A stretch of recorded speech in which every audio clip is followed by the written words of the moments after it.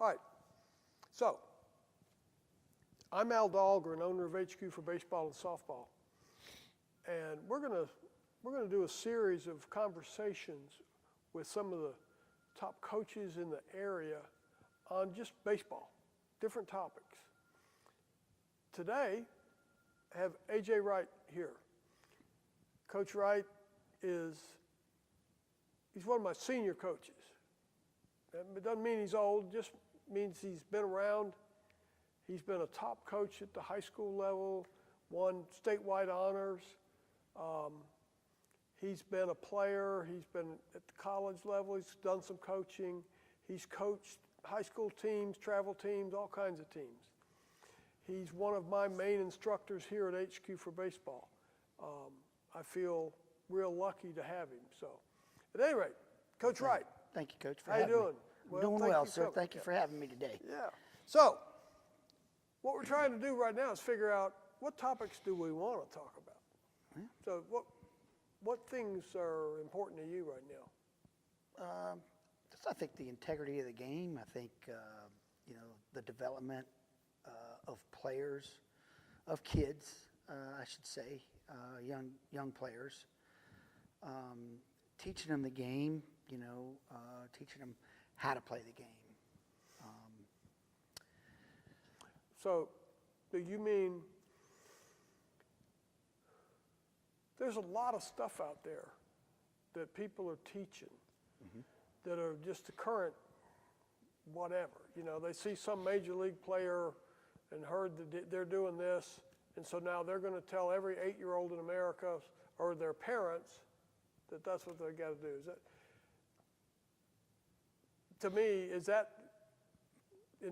to me, that's not a very honest way to approach it. I mean, what do you think about that? No, I totally agree, and I think some of that is hurting the game to a degree because of the fact that you've got coaches out there with good intention, but I think the information that they forward to these kids is just it's more misinformation than anything.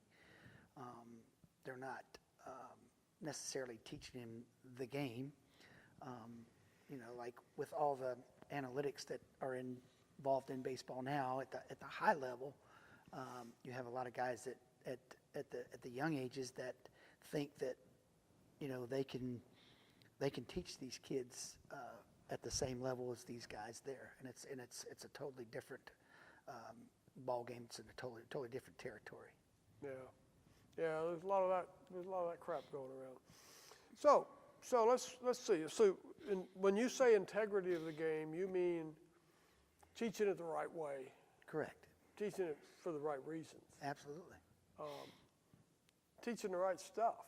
I mean, I don't know, man. It seems to me like the old days must have worked. I mean, I got a picture on the wall you gave me of Cy Young, and his record was something like 600 and 300. I mean, he pitched a lot. He pitched complete games. Now, in today's world, the guy's got to have 5 days rest. He's got to have this. He's got to have that. Right. It seems like the old ways worked, and today we keep trying to change things. So, I mean, I understand taking care of a kid's arm, and I'm a big believer in that. But I mean, there must be something about the way we do it today that's causing kids to injure themselves. I mean, what do you think about that? Well, I mean, yeah, there are a lot of things. The game hasn't really changed. I think the only thing that's really changed in the game is, the kids are bigger, the kids are stronger. A lot of the stuff that's being taught today was taught back in the 70s and 80s. It's just you got different terminology. You've got the launch angles and the exit velocities. Back in the day, it was the heel toe method or the drop and drive kind of, if you will, type hitting, which is basically what the launch angle turns out to be. but you have a lot of guys out there that that interpret it, totally different. I wouldn't say wrong, but they're not teaching it in a good way. Let me ask you about, for example, pitching.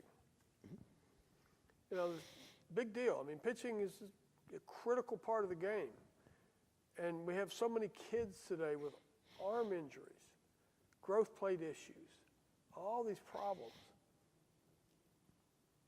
Seems to me that we got guys, I mean, I have dads come in here and the kid's 11 and he wants to borrow my gun because he needs to know how fast his kid's throwing the ball. Right.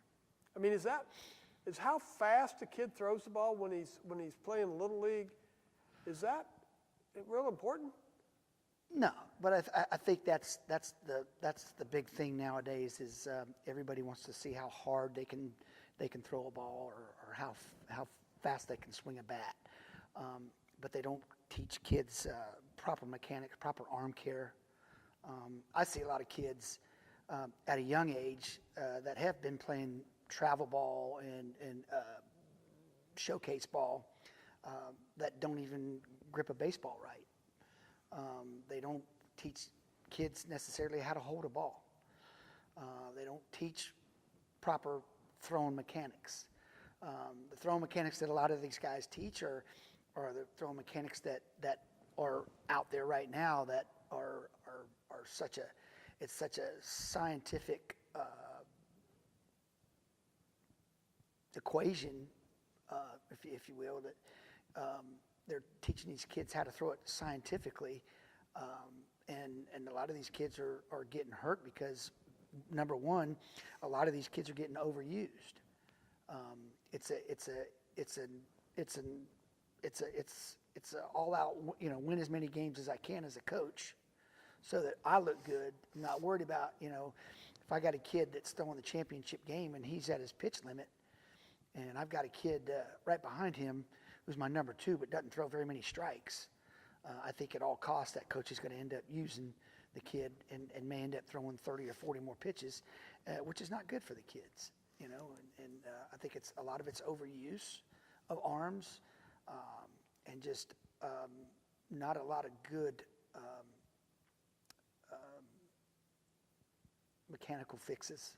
Well, I mean, it seems to me like what they're doing is a major league pitching coach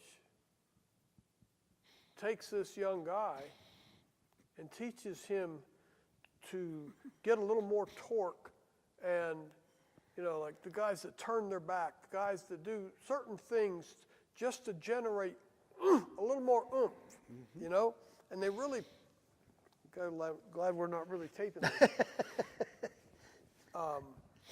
But they're really, it's all about, let's get an extra 2 miles an hour. Yep. Let's get this. Well, when I took this kid, he was only throwing 91. Now we're doing 103. So now, they're trying to do that with little guys. Yep. And wow, somebody's got a sore arm. Somebody threw so hard that he popped his growth plate.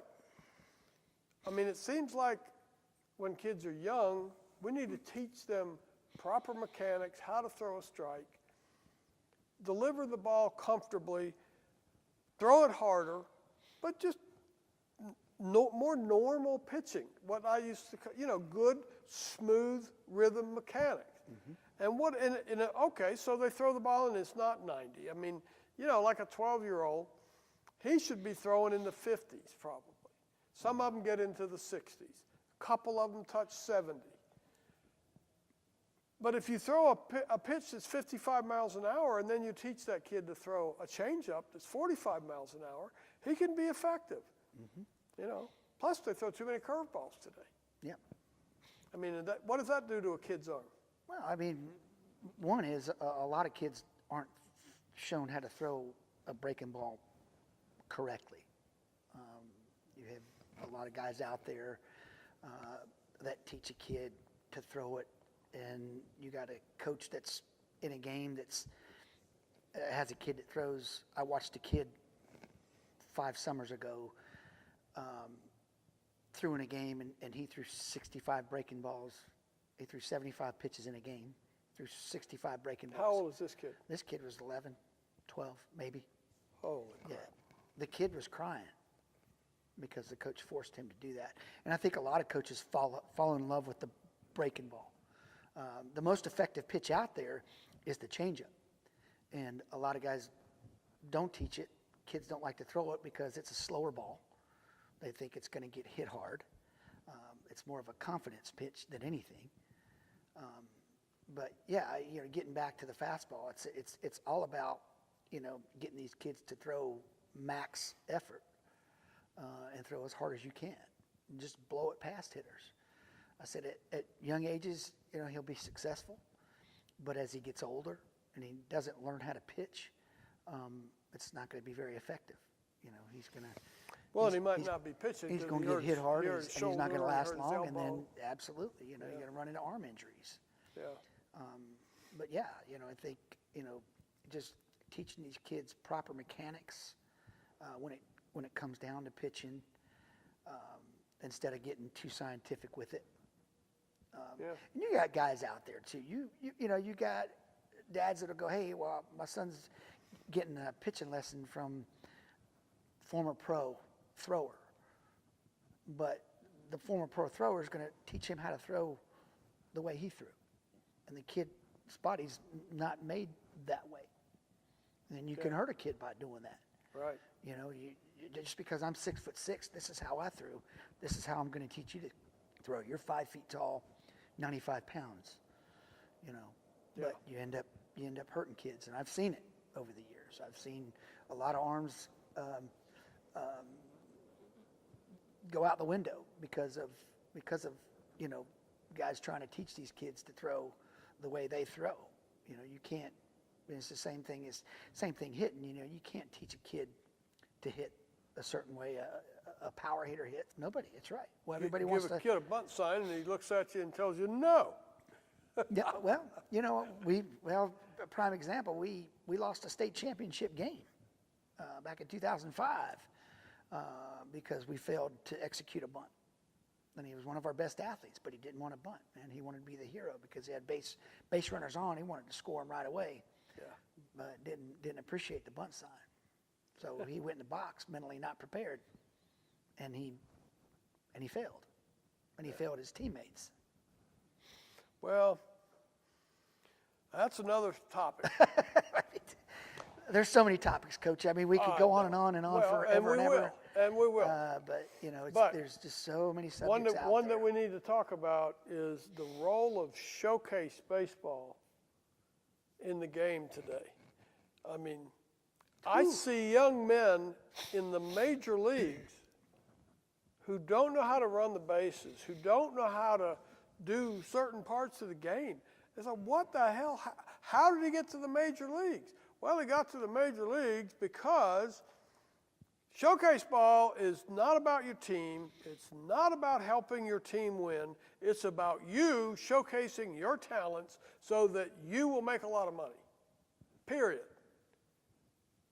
It's unbelievable, the attitude of so many, the parents and the players. They've been coddled, they've been protected, and they don't want to do anything that might harm their image. They're not going to waste their time putting a bunt down. They're not going to waste their time moving a runner because every time they go to the plate, it's the opportunity to hit a home run.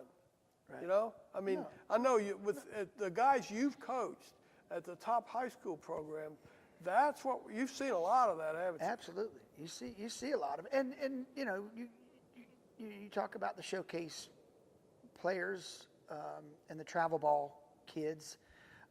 They're really not being taught how to play the game.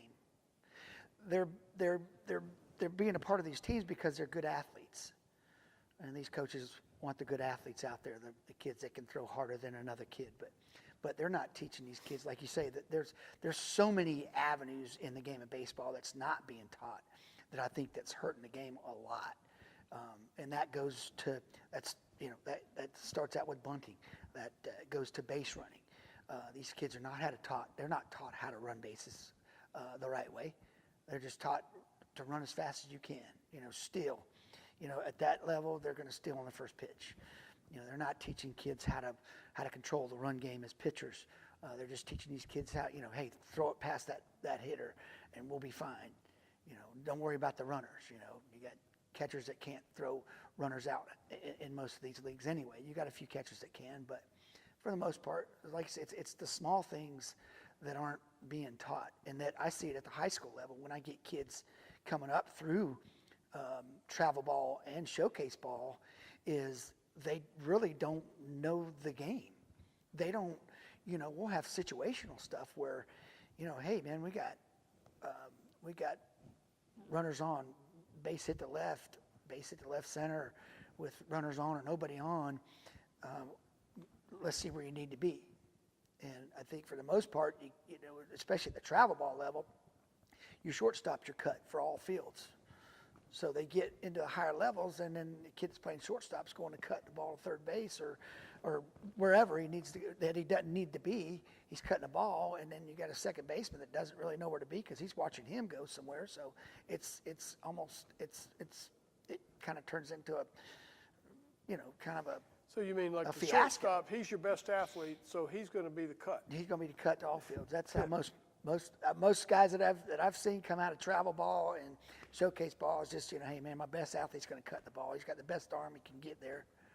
But in actuality, everybody has a place to be. Your outfielders have a place to be. They got to be in a spot to back that throw up in case it gets over third baseman's head, or if it gets past that first baseman, you got a right fielder that's cutting an angle that's going to be able to get to that ball. But instead, you got guys that, our first days of high school practice, we're already going over situations.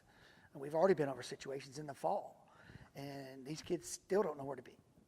They're looking around for a split second, and then it's like, hey, I got to be somewhere, so I'll go somewhere until the coach, bites your head off, because we've already been over it 15 times and you still don't know where to be. So it's crazy. But then they never learned that when they were younger, coming up. Right? Yeah. And I'm not saying that there's everybody out there that doesn't do that. There's good programs out there that teach the kids how to play, but there's a lot that don't. They don't know the game, and they can't teach the game. Yeah. You got to go here and you go there. Okay, that's it, kind of thing. But it's not. Why do you go there? They can't. And that's another thing with coaches that they'll sit there and tell a kid that you're dropping your back shoulder, or you're not throwing the ball. You're throwing the ball high. They can't explain why. They can tell them all day long that your front shoulder's flying open, but they can't give them a reason as to why. Why is this front shoulder opening? Yeah. There's several factors that are involved there. To be able to fix that, you need to know why. You need to know why, so that that you can teach it. You can show them. Kids respect that more than anything if you can explain to them the why part of it, as opposed to just, like a lot of these coaches out there, bark orders and tell these kids, you're throwing the ball high, get the ball, throw it down, and they can't tell you how to do it. Right. Slow your feet They're down. not telling them Slow what your they're feet doing. down, or it's a land throw timing Right. thing. It's that arm's got to be up when that front foot lands. You got to be going, son. You can't be taken out of your glove when you step and throw. Just same thing with hitting. You can't turn that front foot out like they teach a lot of these kids nowadays. You point that toe to the pitcher. Same with young kids throwing. They're taught to open that toe, and I get a lot of young kids that want to pitch, that come in here, and that's what they do. And they don't know that they're doing it. And I said, I'm sure you've been taught how to do that. Yeah. And I said, does your coach tell you why you're supposed to do that? No, he just tells us we have to turn our foot. And I said, what happens when you turn your foot? Is when you fire your hips, your shoulders come out, everything comes out, and you got nothing but arm to throw. I said, guys that throw 98 know how to do it, and it's called separation. When that front foot opens up, that hip kind of goes back. And that's the separation part. And that's the scientific part that these guys out there think they try to teach these kids that don't have a clue as to why they're doing it. Yep. And I don't mean it in a bad way, but they don't. They just, they don't realize that those guys that throw hard, that hip stays back when that toe comes open, and then it's go, and it's 98 all of a sudden, But no, you turn that foot, just throw it, and you've got no direction. They don't teach the kids that, we talk about it all the time, you and I. The kid has no front side when he throws. They don't use their front side. The little young ones don't use their front side. That's how you direct the ball. That's how you control the baseball. That's what I tell young guys. I said, you control the ball with your front side, your front foot, your shoulder, your elbow, your hip. Everything has to be kind of lined up in order for you to make good throws.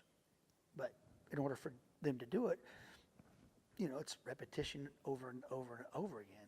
And you got to let them know when they're not doing it, back them up and just, bang in their heads to let them know that, hey, you got to do it every time if you want to throw.